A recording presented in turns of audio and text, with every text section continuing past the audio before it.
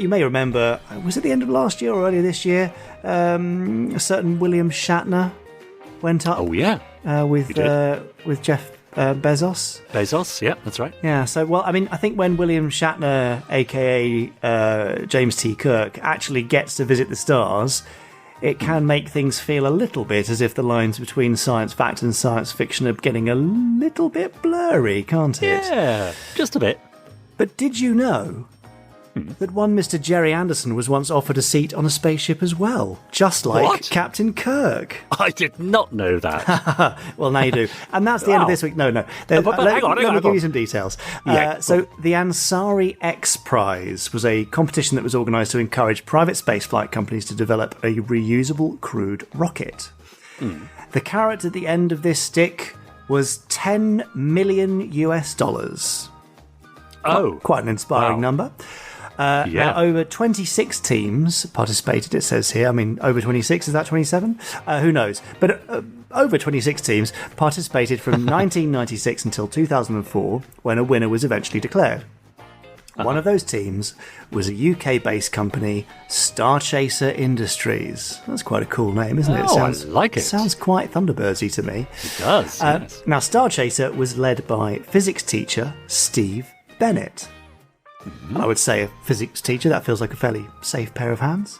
Now, guessing by the name of some of his rockets, both completed and uncompleted, he must have been an Ander fan. Okay, go on. Because his rocket names include Thunderstar, right, Tempest, and Project Thunderbird. Oh, well, that's a bit blatant. Well, I mean, they're all quite clearly connected, I would say. Yeah.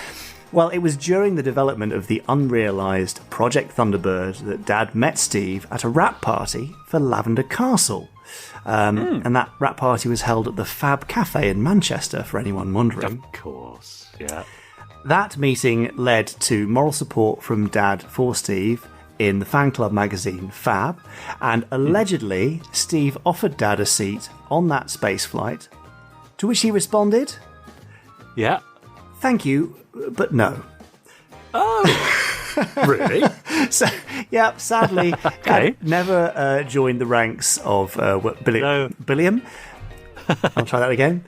So, sadly, Dad would never have joined the ranks of Shatner, Bezos, or even John Glenn. Not that John Glenn. No, not that John Glenn, but the spaceman John Glenn.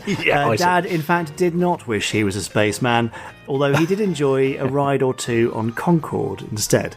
Now, I've got some footage of him talking about this invitation and saying, you know, as exciting as the prospect was, there was something deeply unsettling about being not very far away from an experimental reusable rocket that made him a little bit too nervous to give it a go.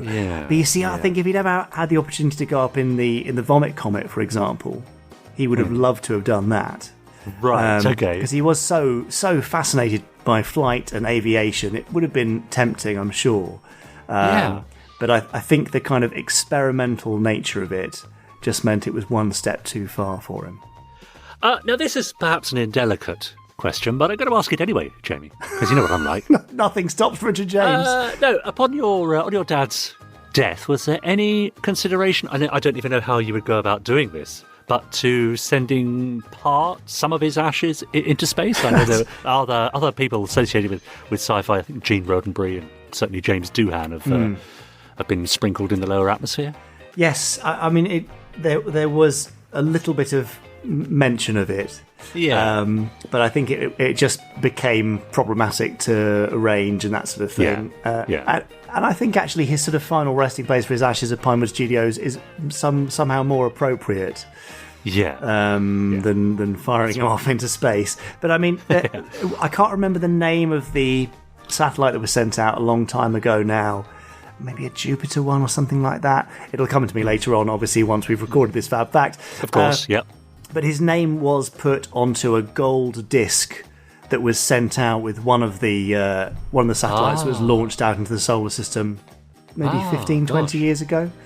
Okay. I'll have to look into that. And obviously, our lovely friend Dr. David Parker from the European Space Agency has sent Thunderbird 3 up into the the ISS. Yep, and we've also had Spacehawk from Terrahawks go into low orbit. Yes. In a rocket. So, Anderson's stuff has been out there, even if Dad didn't go up with Project Thunderbird, which was sadly never realised. Yeah. So I'm going to try and find the clip of him talking about that opportunity, and we'll see if we can put it up on YouTube or maybe post it in the Podstrongs Facebook group.